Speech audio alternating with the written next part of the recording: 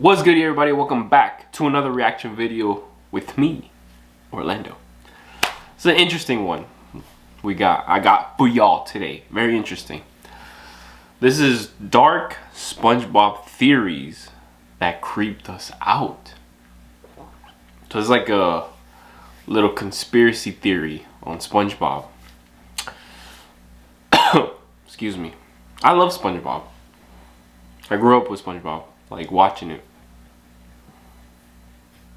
To this day, I still quote him in things.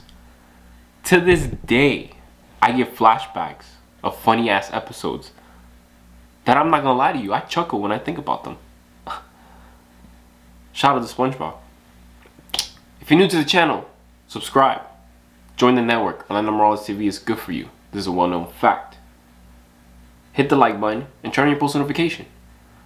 Now, let's hear these dark SpongeBob theories that creeped us out.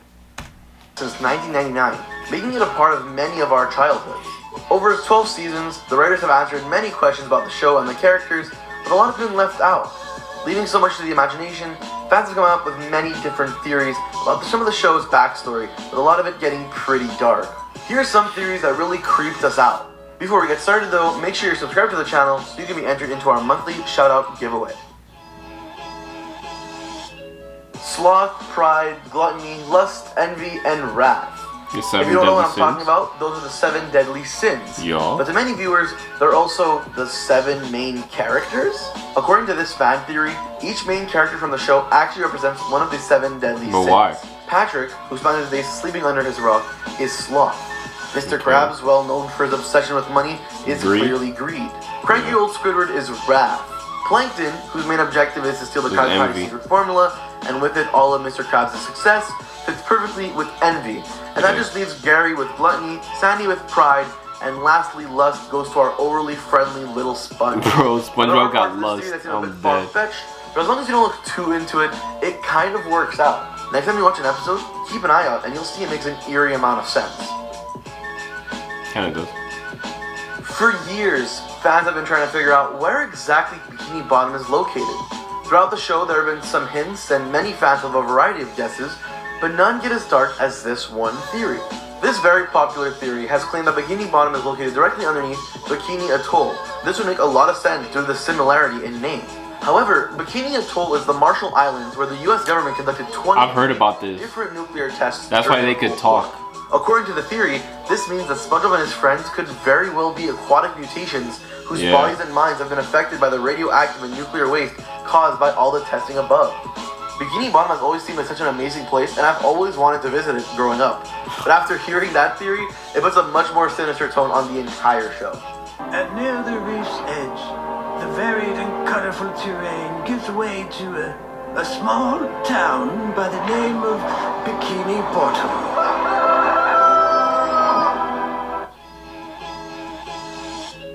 This next theory might seem a bit out there, but please bear with us. This theory suggests that many of the main characters in the show are each addicted to a different drug. There are 5 characters that are mainly focused on in this theory, with their personalities matching with the effects of the drug that they are apparently addicted to. Patrick, with his slow speech, carefree attitude, and frequent munchies, represents marijuana. Squidward's bad attitude and frequent mood swings, as well as his horrible work ethic, proposes heroin abuse. Mr. Krabs and Mrs. Puff both suffer from short tempers and paranoia, signs of a cocaine problem. Lastly, we have SpongeBob, with a hyperactive imagination that can lead to both immense joy or immense panic, which can be attributed to taking shrooms. There are for sure other characters and drugs to make associations to, but this theory really covers just those 5. Just like the 7 deadly sins theory, you can easily poke holes into it and dispute this theory, but once again, it doesn't seem all that unlikely. While SpongeBob absolutely adores Squidward and loves spending time with him, both at work and outside of work, it's clear that Squidward at best just kind of tolerates SpongeBob. This raises the questions to many fans though, wondering why doesn't Squidward just move away or change jobs? Facts, bro. He never leaves. If he really doesn't like SpongeBob, why does he still make an effort to stick around? Well, according to a Reddit theory, this is all due to SpongeBob's parents, who they claim to be secretly rich. Suspecting SpongeBob has ADHD, they still want him to have a normal life and independence, but worry how he would be if he was truly on his own. To ensure that SpongeBob would be okay, his parents hired Squidward to move in next door to SpongeBob and keep an eye on him, making sure he stays out of trouble. Ever since then, Squidward has served as sort of a guardian to SpongeBob, without SpongeBob knowing, of course. The theory also suggests that SpongeBob's parents bought him his house to ensure he lived somewhere safe, which actually makes a lot of sense. How else would a fry cook be able to afford a house that nice? Because he's sweet and super annoying. He's nice and nails on chalkboard annoying. Okay, fine, he's mostly super freaking annoying. But this little nattering nudge is my friend. Damn, we were getting deep. Die? What the hell? I can't be alone when I say that growing up, I all I ever wanted was to try one of is. Mr. Krabs' famous Krabby Patties. Krabby Patties are burgers that are claimed to be so delicious that everyone in town absolutely loves them. But what exactly makes them so delicious? Well, it all comes down to the secret... You telling me when you watching SpongeBob, you never wanted to visit the Krusty Krab? You never wanted SpongeBob to whip you up that delicious Krabby Patty? What? Shit. I wish I had a birthday party there. Krabby Patty formula, which only Mr. Krabs knows. What we do know, however, is that while the recipe itself is very simple, there is one key ingredient that accounts for the Krabby Patty's unique flavor. Why is it so secret, though? Well, the answer may be more sinister than you expect. Many Reddit theories believe that Mr. Krabs is actually a cannibal and his burgers are actually made with crab meat. This would explain why he's the only crab in town, and why, even though we see Pearl, we never actually see Mrs. Krabs.